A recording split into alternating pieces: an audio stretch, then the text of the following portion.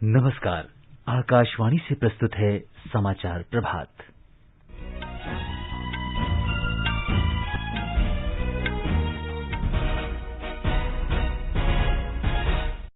प्रधानमंत्री नरेंद्र मोदी आज यूरोपीय परिषद की बैठक में विशेष अतिथि के रूप में भाग लेंगे। सरकार 8 लाख आयुष पेशेवरों को कोविड नैदानिक प्रबंधन में शामिल करेगी। भारत ने कहा, बौद्धिक संपदा अधिकार ट्रिप्स के नियमों में छूट से वैश्विक स्तर पर कोविड वैक्सीन की समय पर उपलब्धता और आवश्यक चिकित्सा सामग्री का उत्पादन बढ़ेगा। भारतीय वायुसेना और नौसेना ने ऑक्सीजन और चिकित्सा उपकरणों के आवागमन में मदद के प्रयास तेज किए। कोलकाता उच्च न्यायालय ने पश्चिम बंगाल सरकार से चुनाव बाद हिंसा पर रिपोर्ट मांगी। अमेरिका ने विश्व स्वास्थ्य संगठन से विश्व स्वास्थ्य सभा की आगामी बैठक में ताइवान को पर्यवेक्षक के रूप में आमंत्रित करने का आग्रह किया। और भारतीय पहलवान सीमा बिस्ला ने टोक्यो ओलंपिक के लिए क्वालिफाई किया।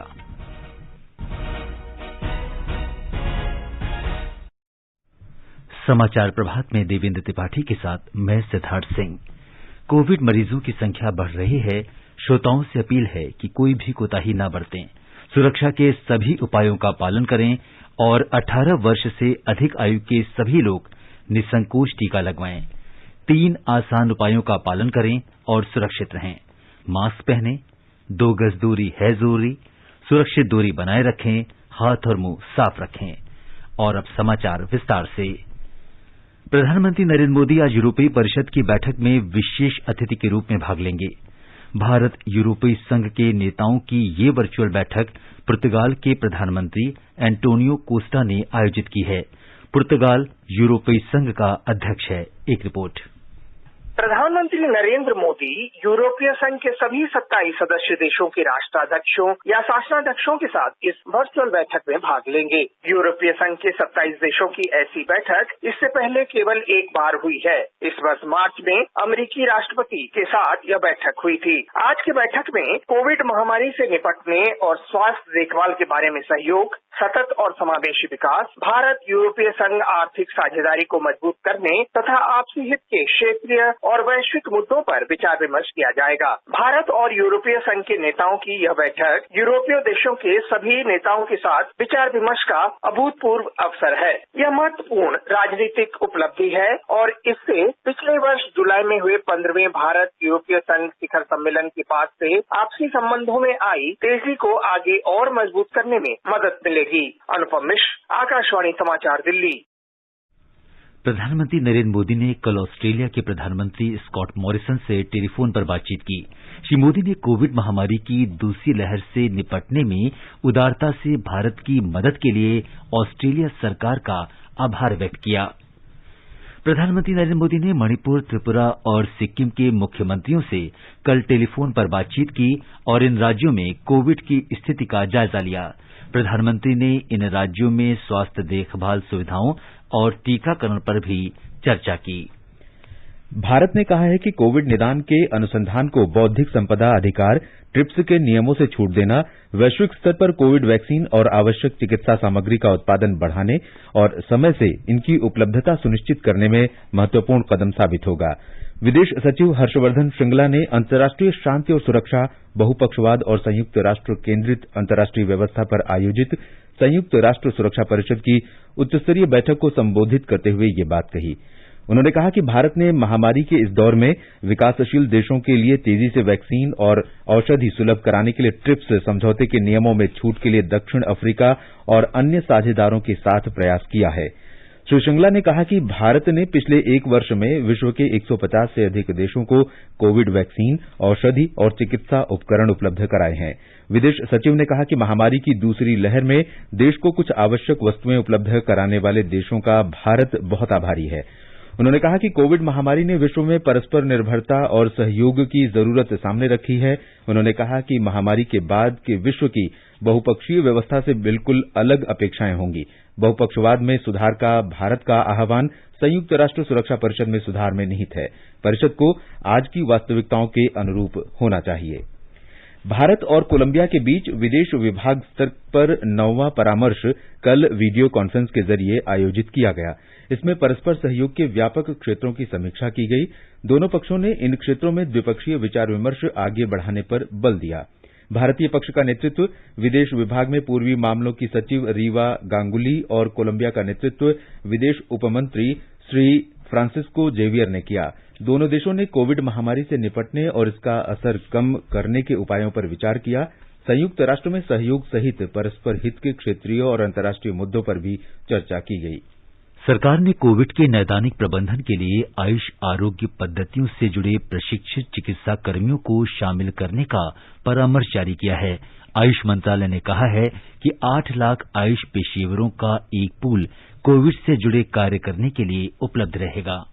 कोविड से लड़ने में चिकित्सा कर्मियों की उपलब्धता बढ़ाने के लिए कुछ दिन पहले किए गए फैसले के क्रम में आयुष पेशेवरों की सेवाएं ली जाएंगी। मंत्रालय ने कहा है कि आयुष डॉक्टर संस्थागत रूप से योग्य पेशेवर और चिकित्सा देखभाल के विभिन्न क्षेत्रों में अच्छी तरह प्रशिक्षित हैं। अखिल भारतीय आयुर्वेद संस्थान इस समय कोविड मामलों की प्रभावी तरीके से व्यवस्था कर रहा है। मंत्रालय कर्मियों की तैनाती में और आयुष अस्पतालों को समुचित सुविधाओं से युक्त कोविड अस्पतालों में बदलने में राज्यों और केंद्र शासित प्रदेशों को सहयोग प्रदान करेगा। इससे कोविड से संबंधित बुनियादी सुविधाओं में 50,000 बिस्तर, 750 आयुष अस्पताल और 86 नैदानिक सुविधा केंद्र जुड़ जाएंगे। राज्यों और केंद्र शासित प्रदेशों की सरकारों को सलाह दी गई है कि वे योग्य आयुष डॉक्टरों तक जाएं और इस जरूरत की घड़ी में कोविड कार्यबल में शामिल होने के लिए उन्हें प्रोत्साहित करें। मंत्रालय ने कहा कि कम से कम 100 दिन की कोविड ड्यूटी करने वाले ऐसे पेशेवरों को भारत सरकार की ओर से प्रधानमंत्री विशिष्ट कोविड राष्ट्रीय सेवा सम्मान दिया जाएगा। समाचार कक्ष से शशिभूषण त्रिपाठी।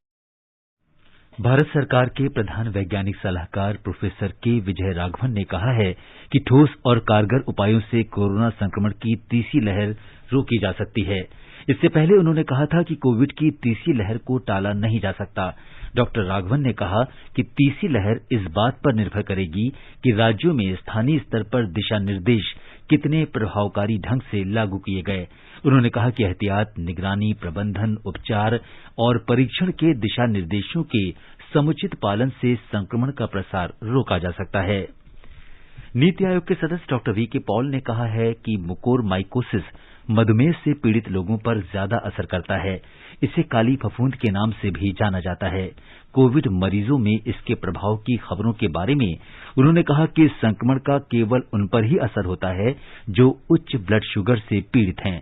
डॉक्टर पॉल ने कहा कि ये एक फफूंद होता है जो नम सतह पर पनपता है और इसका उन मरीजों पर कम असर होता है जो मधुमेह के रोगी नहीं हैं। उन्होंने लोगों से इस बीमारी पर रोक लगाने के लिए अपने शुगर लेवल को नियंत्रण में रखने की सलाह दी।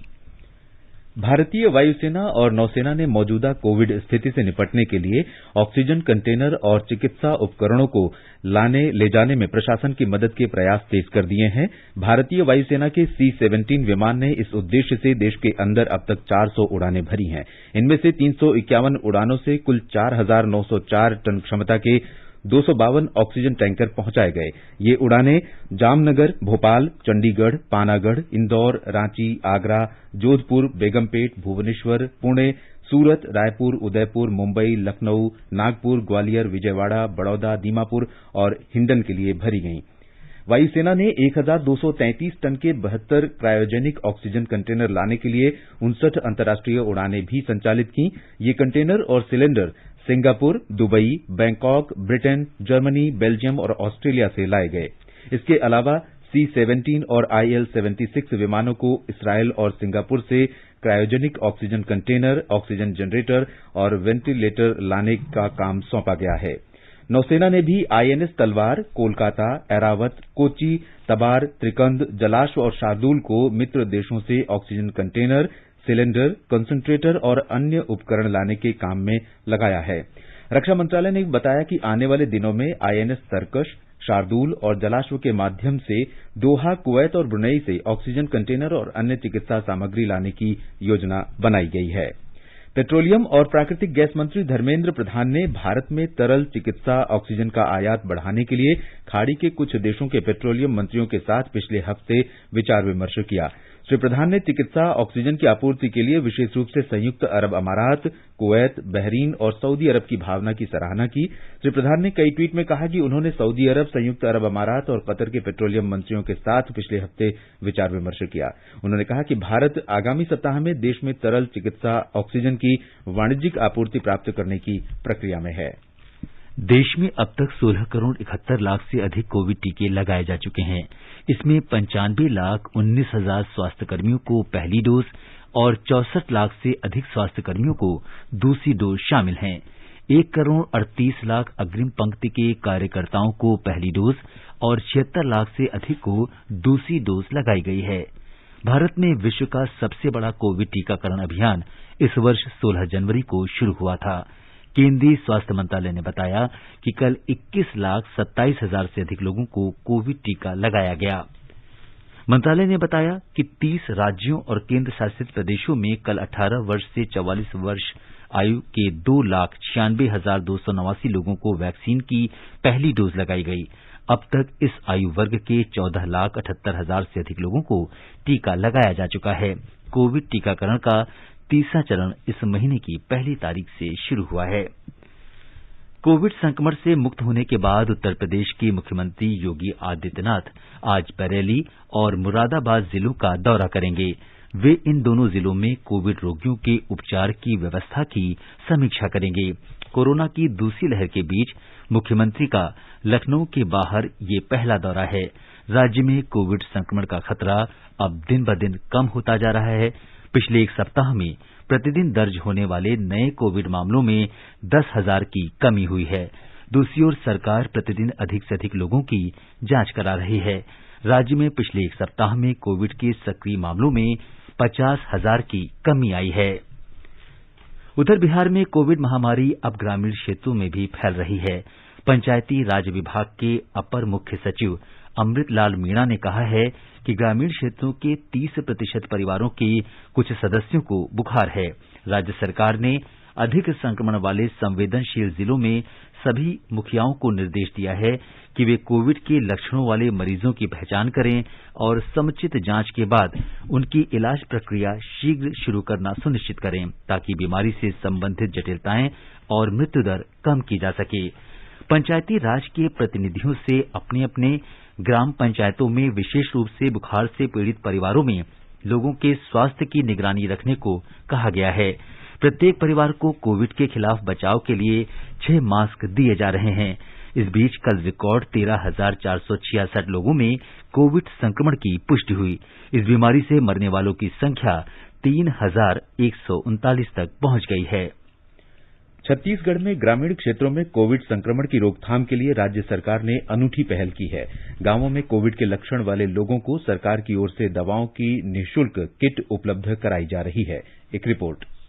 छत्तीसगढ़ के ग्रामीण इलाकों में स्वास्थ्य विभाग द्वारा अब तक करीब 7 लाख ऐसे लोगों को दवाइयों की किट उपलब्ध कराई गई है, जिनमें कोरोना संक्रमण के लक्षण नजर आए हैं। इस किट में वे दवाइयां हैं जो आमतौर पर कोविड मरीजों को दी जाती हैं। दवाइयों की यह किट स्वास्थ्य कर्मियों और मितानिनों द्वारा संदिग्ध मरीजों को उनके घर जाकर दी जाती है। मुख्यमंत्री भूपेश बघेल ने कहा है कि ये स्वास्थ्य कार्यकर्ता और मितानिन गांव-गांव में कोरोना को रोकने में अहम भूमिका निभा रहे हैं। उन्होंने कहा कि हर मितानिन के पास निर्धारित दवाओं की 5-5 किट हमेशा उपलब्ध रहनी चाहिए, ताकि जरूरत पड़ने पर संदिग्ध मरीजों को ये दी जा सके। इस पहल के रायपुर और दुर्ग सहित कुछ जिलों में अच्छे परिणाम सामने आ रहे हैं और वहां संक्रमण की दर में गिरावट दर्ज की गई है। विकल्प शुक्ला, आकाशवाणी समाचार, रायपुर।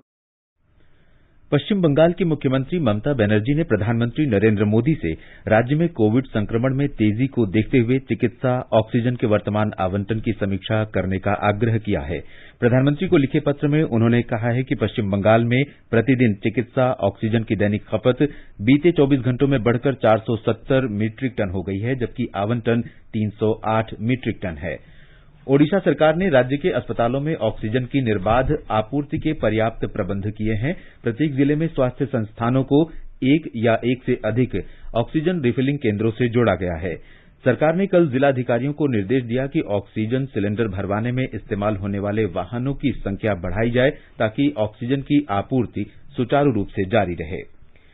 केरल में आज से 16 मई तक पूर्ण लॉकडाउन रहेगा। राज्य में कोविड के बढ़ते संक्रमण को देखते हुए ये कदम उठाया गया है। इन दिनों में केवल आवश्यक सेवाओं की ही अनुमति रहेगी। सार्वजनिक वाहन नहीं चलेंगे। आवश्यक वस्तुओं की बिक्री करने वाली दुकानें ही शाम 7:30 बजे तक खुली रहेंगी। यात्रा के लिए पुलिस पास अनिवार्य है और इसके लिए ऑनलाइन सुविधा आज शाम से शुरू हो जाएगी। आपात स्थिति को छोड़कर एक जिले से दूसरे जिले में जाने की अनुमति नहीं होगी। बैंक सोमवार, बुधवार और शुक्रवार को दिन में 1 बजे तक खुलेंगे। पुलिस को लॉकडाउन दिशा निर्देशों का कड़ाई से पालन करवाने का निर्देश दिया गया है। मुख्यमंत्री पिनराई विजयन ने आश्वासन दिया है कि टीकाकरण केंद्र सहित आवश्यक सेवाएं निर्बाध रूप से जारी रहेंगी। उन्होंने कहा कि लॉकडाउन के दौरान लोगों की मदद के लिए निःशुल्क खाद्य किट वितरण व्यवस्था फिर शुरू की जाएगी और प्रवासी मजदूरों को भी इस कार्यक्रम के दायरे में लाया जाएगा। कर्नाटक सरकार ने सोमवार से राज्य में पूर्ण लॉकडाउन की घोषणा की है। पूर्ण लॉकडाउन 24 मई तक लागू रहेगा। राज्य में दिन प्रतिदिन कोविड से मरने वालों की संख्या को देखते हुए कड़े उपाय किए गए हैं। आगे बढ़ने से पहले एक नजर मुख्य समाचारों पर। प्रधानमंत्री नरेंद्र मोदी आज यूरोपीय परिषद की बैठक में विशेष अतिथि के रूप में भाग लेंगे। सरकार 8 लाख आयुष पेशेवरों को कोविड नैदानिक प्रबंधन में शामिल करेगी। भारत ने कहा, बौद्धिक संपदा अधिकार ट्रिप्स के नियमों में छूट से वैश्विक स्तर पर कोविड वैक्सीन की समय पर उपलब्धता और आवश्यक चिकित्सा सामग्री का उत्पादन बढ़ेगा। भारतीय वायुसेना और नौसेना ने ऑक्सीजन और चिकित्सा उपकरणों के आवागमन में मदद के प्रयास तेज किए। कोलकाता उच्च न्यायालय ने पश्चिम बंगाल सरकार से चुनाव बाद हिंसा पर रिपोर्ट मांगी। अमेरिका ने विश्व स्वास्थ्य संगठन से विश्व स्वास्थ्य सभा की आगामी बैठक में ताइवान को पर्यवेक्षक के रूप में आमंत्रित करने का आग्रह किया और भारतीय पहलवान सीमा बिस्ला ने टोक्यो ओलंपिक के लिए क्वालीफाई किया। कोविड महामारी को देखते हुए सरकार ने आयकर कानून के नियमों में छूट दी है।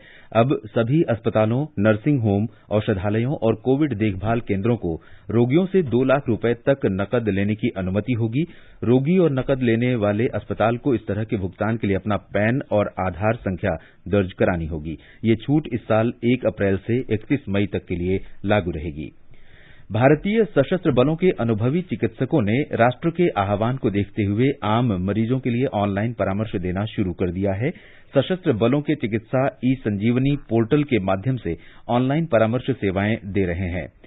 कोई भी रोगी इस ऑनलाइन पोर्टल की सहायता से सशस्त्र बलों के चिकित्सा सेवा AFMS के अनुभवी डॉक्टरों से अपने घरों पर रहकर ही ऑनलाइन परामर्श ले सकते हैं। केंद्रीय माध्यमिक शिक्षा बोर्ड CBSE ने विद्यार्थियों और अभिभावकों का मानसिक तनाव दूर करने के लिए एक नया मोबाइल ऐप शुरू किया है। इस ऐप का नाम CBSE दोस्त फॉर लाइफ है और इसे कक्षा 9 से 12 तक के विद्यार्थियों के लिए तैयार किया गया है। इस ऐप का 10 मई से काउंसलिंग सत्र के लिए उपयोग किया जा सकता है। देश भर में टोल फ्री नंबरों से काउंसलिंग देने की मौजूदा प्रक्रिया के स्थान पर बोर्ड ने घर में सुरक्षित वातावरण में विद्यार्थियों और अभिभावकों की कठिनाइयां दूर करने और उन्हें सुविधाजनक बनाने के लिए ये ऐप तैयार किया है। इसके माध्यम से प्रशिक्षित परामर्शदाता सोमवार, बुधवार और शुक्रवार को निःशुल्क परामर्श सत्र आयोजित करेंगे। विद्यार्थियों और अभिभावकों के लिए सुबह 9:30 बजे से दोपहर 1:30 बजे तक और दोपहर 1:30 बजे से शाम 5 बजे तक 2 स्लॉट बनाए गए हैं। गुजरात में कल कोविड के 12,000 से अधिक नए मामले दर्ज हुए। पिछले 24 घंटे में राज्य में 13,085 कोविड रोगियों के उपचार के बाद विभिन्न अस्पतालों से छुट्टी दी गई। एक रिपोर्ट। गुजरात में कोविड-19 संक्रमण के सबसे अधिक 3,744 नए मामले अहमदाबाद में सामने आए, जबकि सूरत में 903 नए मामले दर्ज किए गए। कल राज्य में 119 मरीजों की मृत्यु हो गई। इसके साथ ही राज्य में कोविड-19 से जान गंवाने वाले मरीजों की कुल संख्या 8,154 तक पहुंच गई है। राज्य में इस वक्त 1,46,385 सक्रिय मामले हैं, जिनमें से 775 मरीज वेंटिलेटर पर है। इस बीच गुजरात में कल 1,84,659 लोगों को कोविड-19 के खिलाफ टीके लगाए गए। इसके साथ ही राज्य में अब तक कुल 1,32,14,916 लोगों को टीके लगाए जा चुके हैं। इस बीच अहमदाबाद नगर निगम द्वारा आज से नवरंगपुरा के सरदार पटेल स्टेडियम में ड्राइव थ्रू टीकाकरण केंद्र शुरू किया गया है। ऐसा ही ड्राइव थ्रू टीकाकरण केंद्र भुज और गांधीनगर में भी आयोजित किए जा रहे हैं। योगेश पंड्या, आकाशवाणी समाचार, अहमदाबाद। महाराष्ट्र में कल 54,022 लोगों में कोविड संक्रमण की पुष्टि हुई। राज्य में संक्रमितों की कुल संख्या 49,96,758 हो गई है। कल 37,386 मरीजों को स्वस्थ होने के बाद छुट्टी दे दी गई। एक रिपोर्ट। महाराष्ट्र में अब तक 1,73,00,000 से अधिक लोगों को कोविड प्रतिबंधक टीका लगाया गया है। हालांकि स्वास्थ्य मंत्री राजेश टोपे द्वारा प्राप्त जानकारी के अनुसार टीके के अपर्याप्त स्टॉक के कारण 26 मई तक राज्य में 18 से 44 आयु वर्ग के नागरिकों का टीकाकरण करना संभव नहीं होगा। वहीं दूसरी ओर मुंबई शहर में पिछले सप्ताह भर से कोविड-19 मामलों में लगातार कमी आ रही है। मुंबई में पिछले 24 घंटों में कोविड-19 के 3,040 नए मामले दर्ज हुए, 4,385 लोग स्वस्थ हुए, वहीं 71 लोगों की मौत हुई। शहर में अब 54,162 मरीजों पर इलाज जारी है। माधुरी पांगे, आकाशवाणी समाचार, मुंबई। गोवा के मुख्यमंत्री डॉक्टर प्रमोद सावंत ने कोरोना के बढ़ते मामलों के बीच कल 9 मई से 15 दिन का कर्फ्यू लगाने की घोषणा की है। कर्फ्यू 23 मई तक जारी रहेगा। इस दौरान आवश्यक सेवाएं जारी रहेंगी और दुकानें सुबह 7 बजे से दोपहर 1 बजे तक खुली रहेंगी।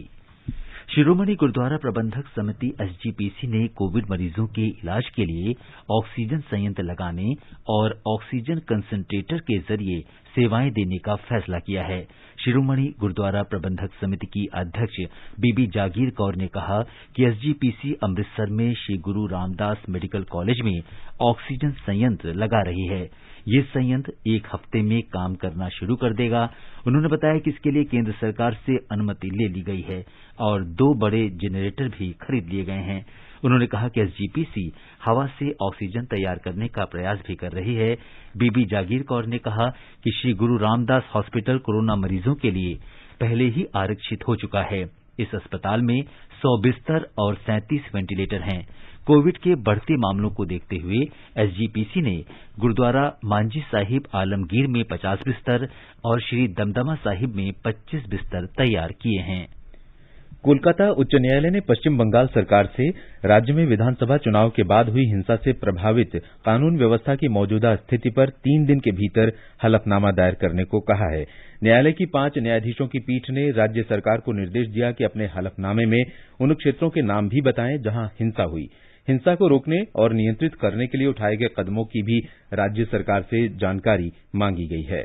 न्यायालय एक जनहित याचिका पर सुनवाई कर रहा था जिसमें कहा गया था कि चुनाव के बाद की निरंकुश हिंसा के बाद पश्चिम बंगाल में लोगों का जीवन और स्वतंत्रता खतरे में पड़ गई है। मामले की अगली सुनवाई सोमवार को होगी। भारतीय जनता पार्टी के केंद्रीय नेतृत्व ने असम के मुख्यमंत्री सर्बानंद सोनोवाल और वरिष्ठ मंत्री हिमंत बिस्व शर्मा को आज दिल्ली आने को कहा है। ये दोनों नेता पार्टी अध्यक्ष जेपी नड्डा से मिलेंगे। माना जा रहा है कि इस मुलाकात में असम के अगले मुख्यमंत्री के मुद्दे पर चर्चा होगी। अमेरिका ने विश्व स्वास्थ्य संगठन के महानिदेशक टेड्रोस अधनोम गैब्रियेसस से विश्व स्वास्थ्य सभा की वार्षिक बैठक में ताइवान को पर्यवेक्षक के रूप में आमंत्रित करने का आग्रह किया है। अमेरिका ने कहा कि ताइवान को इस मंच से लगातार अलग रखे जाने का कोई औचित्य नहीं है। अमेरिका के विदेश मंत्री एंटनी ब्लिंकेन ने कहा कि वैश्विक स्वास्थ्य चुनौतियों का सीमा या राजनीतिक विवादों से कोई लेना देना नहीं है। लद्दाख के ग्रामीण क्षेत्रों में किसान कृषि और बागवानी में लगातार नए प्रयोग कर रहे हैं। आकाशवाणी जैसे जनसंचार माध्यम से अपनी क्षेत्रीय भाषा में जानकारी उपलब्ध होने से लिक्टसे गांव में बागवानी की पौधशालाएं लगाई जा रही हैं। चोंगथोंग क्षेत्र में 15,000 फुट से भी अधिक की ऊंचाई पर स्थित लिक्टसे शीत मरुस्थल के बीच एक सुंदर हरित भूमि के रूप में विकसित हुआ है। आकाशवाणी लेह इस वर्ष अपनी प्रसारण सेवा के 50 वर्ष पूरे कर रहा है। एक रिपोर्ट।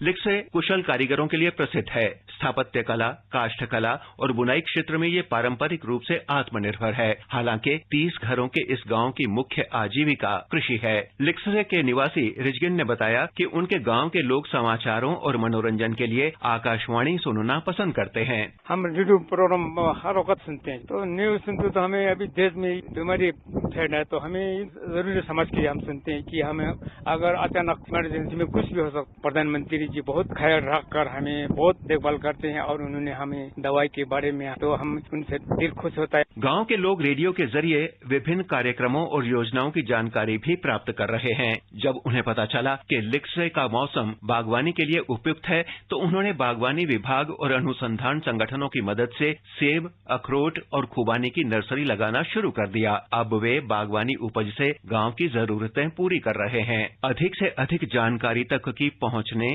लिक्से के ग्रामीणों को सशक्त बनाने में मदद की है। अब चांगथांग के गांववासी आत्मविश्वास के साथ अपना भविष्य गढ़ रहे हैं। आकाशवाणी समाचार लेह से डी डोलमा की रिपोर्ट के साथ समाचार कक्ष से अरुण होरा। और अब खेल समाचार।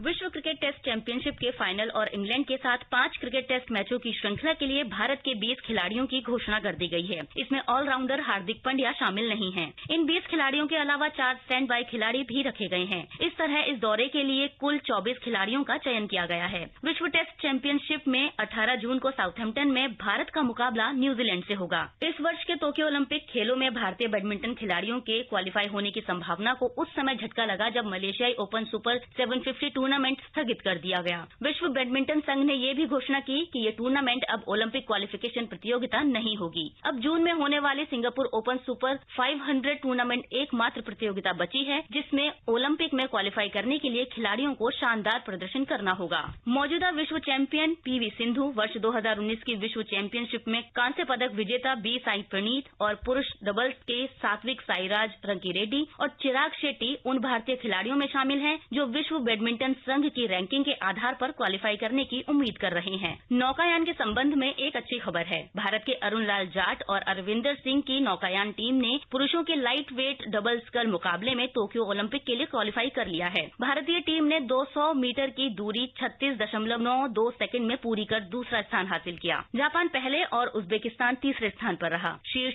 3 टीमें ओलंपिक में शामिल होंगी। कुश्ती में भारत की सीमा बिस्ला ने महिलाओं की 50 किलोग्राम फ्री स्टाइल प्रतियोगिता में टोक्यो ओलंपिक के लिए क्वालिफाई कर लिया है। वे कल बुल्गारिया के सोफिया में विश्व ओलंपिक क्वालिफायर के फाइनल में पहुंची थी।